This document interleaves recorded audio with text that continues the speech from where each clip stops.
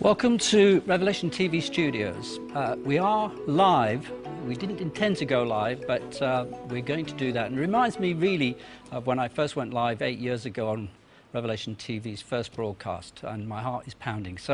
But nevertheless, it's a very special day for me, and I'd like to warmly welcome our special guest, Richard Dawkins. Richard, Darwin seemed to express that the evolution of the eye was a hard case to explain, says the person who emailed this in to me, Steve, I think it was.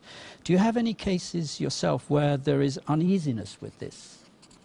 Well, that's a famous quote from Darwin. Darwin said something like, to suppose that the eye, with all its intricate contrivances, he goes on in great detail about how complicated and beautiful the eye is, could come about as a result of evolution by natural selection seems, I freely confess, absurd in the highest degree. Words to that effect.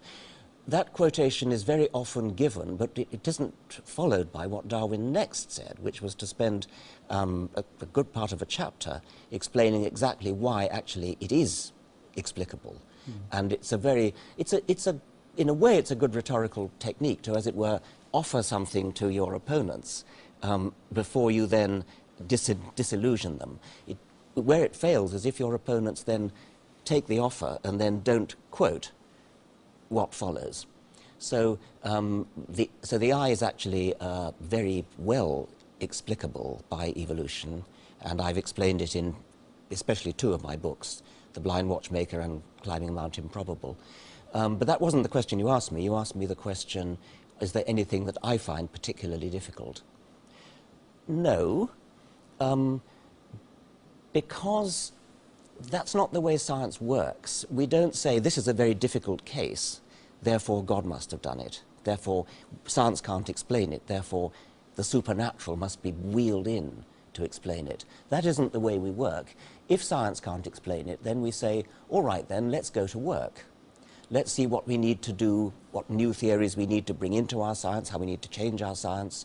That technique has always worked so far. If there was something that I was genuinely puzzled about, then my response would not be, oh, it must be supernatural. My response would be, then in that case we must roll our sleeves up and go to work to try to understand it. Right. Well, because to me, this is, apart from the person who emailed us in, this is really, and I put it at the top of my list because it's something that bothered me when I was growing up, that I thought, how could we have evolved? Because the eye is so complex. For example, we've got cameras in the studio here, and they need camera operators to pull focus and to be able to change shots and everything. And the more distance or close-up you get, you have to change the actual iris of the camera, perhaps even open it or close it a little bit. So that's all done instantaneously within the brain, the human brain. And it's so complex that I thought, how could we have been bumping around without sight for thousands or millions of years if we've evolved, when really it needed to be functioning from the word go? Well, yes, all right, I will answer that question. Certainly, you're absolutely right. The eye is a most remarkable organ, and it does the same sorts of things that these television cameras do. It does instant focusing. It does instant stopping down with the iris diaphragm. It's got full colour, three colour vision, just like modern televisions have, and it is a remarkably beautiful. It's not totally flawless. There are interesting flaws, interesting imperfections, which actually are revealing. Nevertheless, it does work very well, and an engineer would give it somewhat high marks for being well, quote, designed. Now, you raise the question, doesn't it all have to be working before it'll work, it's any good? How could we bump along for millions of years with only half an eye? That's a bit of a fallacy, because actually only a quarter of an eye, only 1/100th of an eye is better than nothing. You can make a slowly climbing ramp of improvement from just the very rudiments of vision, just say being able to tell the difference between light and shade, nothing more than that, right up to the perfection of a human eye or the eye of a hawk, say. And in order for evolution to explain that, all we need is that there should be a ramp of improvement where every step, 1/100th of an eye, 2/100ths of an eye, 3/100ths of an eye, etc., 50% of an eye, 51% of an eye. Each step has got to be an improvement on the one that went before. And it's easy to see why that would be. You start by being able to tell whether there's a shadow, whether it's night or day. Shadow's useful. That could be a predator moving overhead in the sea. Night or day is obviously useful for all sorts of purposes. Then you could imagine a cup. Instead of just having a flat sheet of light-sensitive cells, the edges turn up into a cup. Now, the cup means that if there's light coming from that direction, it hits that part of the eye. If there's light coming from that direction, it hits that part of the eye. So already the animal can tell the direction from which light is coming and the direction from which a shadow is coming. So we haven't got an image yet. All we've got is the direction of light. Now the cup can steadily and slowly over evolutionary time close over until you end up with a little hole at the top. And the little hole at the top, the same principles working all the way, that light coming from that direction hits that part of the retina, and from that direction hits this part of the retina. But because there's a hole, it's rather more precisely, not exactly focused, but light from there hits there, light from there hits there, light from there hits there, because it's got to get through the hole. We're moving towards a pinhole camera. Now, a pinhole camera, if you make the hole small enough, and remember we're having a smooth gradient of closing up the hole, if you make the hole small enough, then it makes a sharp, focused image. The trouble with a pinhole camera is that the image is very dim because very little light can get through the pinhole. What you need is a lens. Because what a lens does is gather light from different directions and focus it on a point. Instead of it having to go right through the middle of the hole, it can be gathered from a wider range of sources. Now, a lens is not difficult to arrange. Any old chunk of transparent gubbins will do the job better than a pinhole. So once again, we've got a slow, gradual improvement.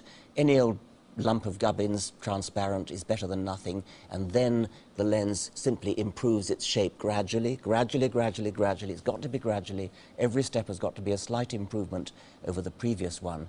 You get a lens. Can I just ask you though, Richard? Yes. How long did this process take? Well, that's very interesting. I mean, we've got hundreds of millions of years to play with, because that's what geological time gives us. I mean, we've got maybe 1 billion years since the first eye, since the first focusing eye appeared. What about the trilobite? Trilobites have very beautiful eyes. Very, very clever. I mean, it's amazing. They have compound eyes, which is what modern insects and crustaceans have. But the trilobite has, in the fossil record, is exactly the same today as it was, or in that sense. It didn't evolve, it had those lenses. Trilobites today. No, I mean, but it had the lens mechanism, which is no, quite powerful. Well, trilobites have compound eyes, which is a very different principle and very interesting principle. It doesn't focus quite as sharp an image as our eyes do, but it is a very beautiful thing. And trilobites do go back hundreds of millions of years, 500 billion years, 500 million years. It must have taken some time before trilobites came on the scene, but even trilobites are relatively recent compared to the age of the Earth, which is 4.5 billion years old. Obviously, of course, as a creationist or believer in creation, the book of Genesis, you know, I would disagree with that. But what would you disagree with? With the time. How old do you think the world is then? I would say that because I'm a Bible-believing Christian, that I believe that the book of Genesis is in actual fact the record, because Christ as well referred often to the book of Genesis, that in the beginning, Adam and Eve, and I know that. But before we get onto that, because we can come back to that, is that there is an email that came in with regards to the eye, which I'd like to read, because it's quite intelligently written. In Richard's book, The Greatest Show on Earth, and he gives the pages, etc., he claims the retina could not have been designed, as creationists say, because the photoreceptors are at the back rather than the front. So it is back to front. And it was a fact, he said, if it was created, it was the design of an idiot. Just stop there. Recent research has shown that there are cells in the retina that guide light to the photoreceptors and refocus it. The scientists who did this research described the light-guiding cells in the retina structure with the words optimal design for improving the sharpness of images, and that's from Physical Review letters, etc., etc. Will Richard admit he is wrong, since he is not an expert on optics and the researchers are? Well, no, I will not admit I'm wrong. This is a very interesting case. The retina is back to front, and the retina of the vertebrati is back to front, in the sense that the light-sensitive cells are pointing away from the light. Now, the light-sensitive cells are connected to the brain via nerves, and any sensible designer would have had the nerves behind the light-sensitive cells, which is in fact the way they are in mollusks, for example, octopuses, which have rather good eyes, rather like ours, with the difference being that the light-sensitive cells point towards the light, and the wires connecting it to the brain lead backwards to the brain, which is the sensible way to do it. Now, the vertebrati is back to front, so that the wires that connect the light-sensitive cells to the brain are running along the front of the retina. That means that the light has to penetrate this forest of wires, nerves, before it hits the light-sensitive cells, which are facing backwards. Now, it's very easy to see why this happened. It happened for historical reasons, and there's no doubt about that. Now, it is, of course, true that humans, for example, and I mentioned hawks before, see much better than octopuses. So in spite of the fact that our eye has this design flaw, we have better eyes because natural selection comes along afterwards and cleans up after the original mess that was made by this fundamental design flaw. Natural selection came along afterwards and made all sorts of little titivations which have the effect of giving us really rather good vision. And that happens again and again. It's very interesting that you get a bungle to begin with, and then rather than correct the bungle, what natural selection does is to come along and make little titivations, little tinkerings, which sort of make up for the mistake, and that's a very interesting phenomenon. I'd like to go back to the timing. Yes. Of when do you say that we reached our optimum where we're at today? How far back would you have to go? 10? Oh, I wouldn't use a word like optimum. I mean, because you think we're still evolving, obviously. Well, but where we're at today, then? Well, what I'd prefer to say is that natural selection